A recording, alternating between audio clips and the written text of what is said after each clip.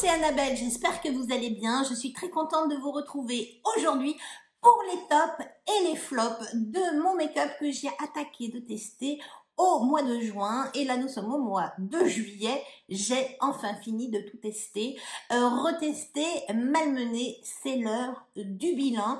Un bilan que je vous fais juste avant de partir en vacances. Que vous dire? De belles découvertes, de très très belles découvertes, des choses que j'ai eu plaisir à malmener, d'autres beaucoup moins. C'est parti, mon kiki. J'ai testé avec vous un petit blush de chez Bourjois, la couleur, je ne sais pas. C'est le blush Élise Chalmin de la marque Bourjois, toujours livré avec son petit pinceau que j'ai testé. Moi, j'aime pas. Voilà, je n'aime pas l'application avec ce pinceau. Je trouve que ça fait des marques. On a vite fait de faire des taches. Attention, ça peut dépanner. On est d'accord. Ce blush a un effet pailleté au parfum reconnaissable, un effet bonne mine, texture fine et légère. Pailleté, j'irai pas jusque là. Légèrement lumineux. La couleur est mignonne. Ça manque de pigmentation. Ça manque de tenue. Donc pour moi, en faisant abstraction de l'odeur, pour moi c'est un flop. Voilà, il y en a tellement des blushs qu'on trouve sur le marché actuellement que voilà, j'aimerais pas m'encombrer d'un truc comme ça au quotidien parce que la tenue en plus n'est même pas là, donc même si vous en mettez, à la fin de la journée il reste pas grand chose. Voilà, donc c'est un top, un flop. J'ai testé pour vous le Firework de chez Maybelline, The Sensational Mascara Firework, effet cils déployé à 360 degrés, combo parfait entre sa brosse à spirale qui attrape chaque cil de la racine et une formule revitalisante enrichie en vitamine B5 avec une très longue tenue. Dès la première application, j'ai aimé. Je continue d'aimer, ça s'applique très bien, vous avez une jolie définition, une jolie épaisseur, voilà, c'est peut-être pas le truc de dingue, mais moi je trouve que sur mes cils, ça réagit plutôt bien, sans difficulté majeure. Ça se démaquille très bien malgré une tenue annoncée de 24 heures. Et ça, je trouve que c'est quand même très plaisant de ne pas passer 3 plombes le soir quand on se démaquille, d'avoir une bonne tenue tout au long de la journée sans avoir des petites croûtes qui se déposent le long de vos cernes pour un effet magnifiquement panda. Ça n'est pas le cas. Au fur et à mesure des applications, vous n'y laissez pas vos cils. C'est aussi pas mal. Donc pour moi, ce mascara, c'est un top. Je vous le conseille. Franchement, je trouve que il a rempli toutes les cases. Ce mascara Firework de chez Maybelline. En couleur noire. J'ai voulu tester encore un mascara marron dans la marque 3INA, le 575 Brown. Alors, je trouve que c'est génial parce que voilà, si vous achetez plein de mascaras de la marque, de par l'emballage, vous savez quelle couleur vous avez sous la main. Et ça, visuellement, je trouve, perso, que ça, c'est vraiment topissime. Par contre, ce mascara apportera une belle couleur, du volume, une courbure, sans paquet brosse en silicone. Voilà la brosse. Vous m'avez vu galérer lors de la découverte de ce mascara j'ai eu des conseils, sous les conseils de certaines de vous, j'ai essuyé la brosse et l'application. Je suis même venue essuyer plusieurs fois ma brosse au fur et à mesure des applications. L'effet lourdeur sur les cils, c'est vraiment le truc le plus significatif de ce mascara. Alors, il fait un petit peu moins de paquet que lors de la première utilisation, mais non. Là, ça fait plus de 10 jours que je l'essaye. Euh, non, non, franchement, non.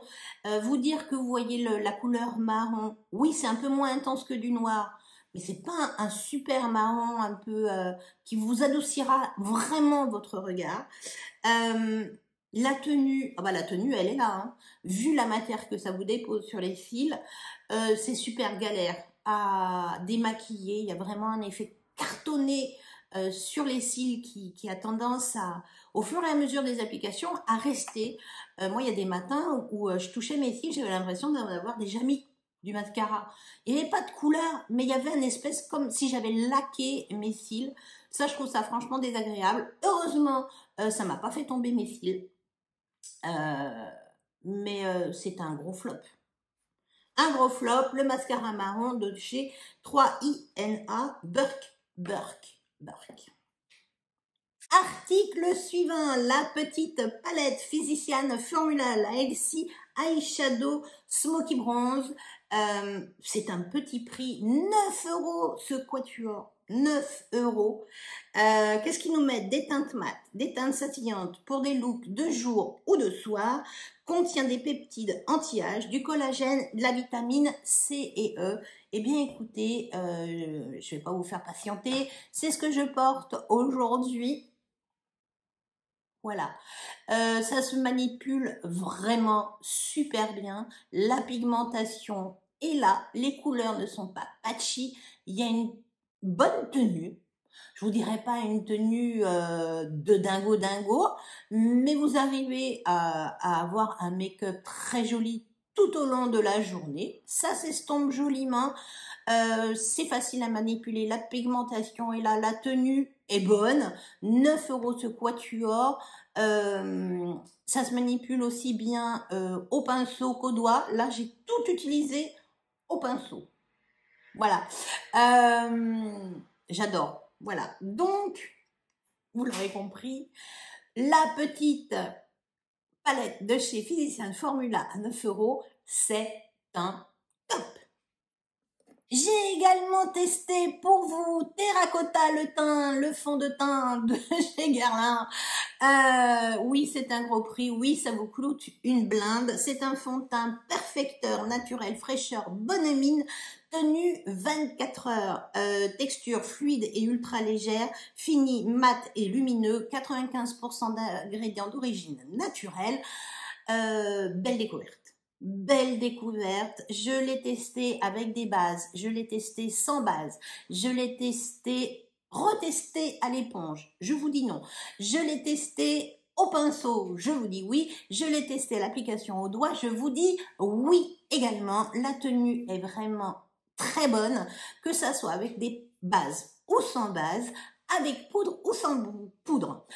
Pour abager la peau normale, zone T grassouillette, donc voilà, j'ai toujours quelques petites appréhensions à ne pas poudrer mon teint, mais ça fonctionne.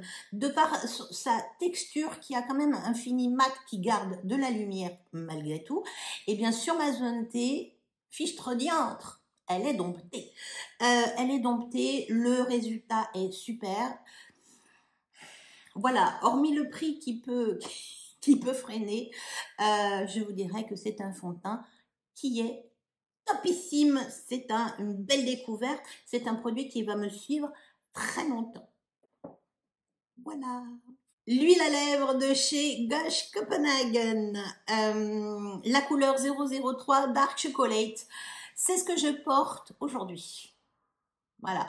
Alors en fonction de l'épaisseur que vous mettez, au fur et à mesure que ça s'efface, c'est juste un rehausseur de la couleur de vos lèvres avec un peu de lumière. C'est pas patchy, ça vous marque pas la texture de vos lèvres. Vous n'avez pas un effet miroir comme beaucoup d'huile à lèvres, mais franchement là c'est super confortable. Vos lèvres sont souples, vous en réappliquez. Oui, dans la journée, parce que ça n'a pas non plus une tenue gigantesque, mais malgré tout, ça a une très très bonne tenue. Vos lèvres sont nourries, ça vous offre une brillance malgré tout longue durée, qui s'efface, qui devient légère, mais qui est là. Ça, c'est vraiment une superbe découverte. C'est vraiment un produit top qui va rester dans mes tiroirs. Je pense que je vais le renouveler dans d'autres couleurs parce que ça, c'est vraiment, c'est trop agréable à porter. Dernier article, un article qui vous a motivé à laisser beaucoup de commentaires, soit pendant le haul, soit pendant la vidéo où j'ai découvert le bronzer Gosh Copenhagen, les petites perles glow de bronzer. Alors, le bémol, je l'ai déjà dit, c'est cette espèce de petite plaque de mousse qui fait quand même pas super quali. Je sais pas ce qu'on aurait pu mettre, mais bon, voilà. Moi, je dis que ça fait pas quali. Par contre, voilà, les petites perles sont lumineuses, mais juste ce qu'il faut. C'est pas un produit que je vais traîner avec moi en vacances. La pigmentation est là, ça se travaille superbement bien, c'est modulable, la tenue est tip top, vraiment tip top. Même si je n'ai plus de blush en fin de journée, j'ai toujours du bronzer qui s'atténue, oui, mais qui reste malgré tout très présent jusqu'en fin de journée, et ça c'est vraiment top. Ça, c'est délicat, ça se fond à la peau, il n'y a pas d'effet de matière, je ne me suis jamais tachée en faisant des petites taches, à avoir des difficultés à estomper. Quelle belle découverte, un lumineux subtil, une finesse de poudre géniale. Gosh Copenhagen, les perles de poudre précieuses éclat soleil glow. Moi, je vous dis, c'est un top. Vous, voilà. Il y a quand même pas mal de top. Ça a été vraiment en fait du top ou du burk. Voilà, ce mois-ci, ça s'est déroulé un peu comme ça. Un peu comme la météo où on se disait c'est l'été, et le lendemain, vous aviez des trompes d'eau qui vous tombaient sur la tête. Donc voilà, et ben ma sélection de produits, c'était exactement pareil que la météo. Soit c'était une catastrophe, soit c'était génial. J'espère que vous aurez passé un agréable moment. Si c'est le cas, n'oubliez pas le petit pouce bleu en l'air, ça fait plus que plaisir. Si ce n'est pas encore fait, n'attendez pas plus longtemps, abonnez-vous. C'est gratuit, c'est une vidéo tous les vendredis, sauf pendant que je pars en congé. Donc on va dire qu'on se retrouvera fin août. Voilà, ça me permet de prendre de longues vacances. Fin août, début septembre. De toute façon, je continue à poster régulièrement sur Insta et sur TikTok. Je vous souhaite de très bonnes vacances si ça n'est pas encore fait. Et je vous dis à la rentrée. Ciao.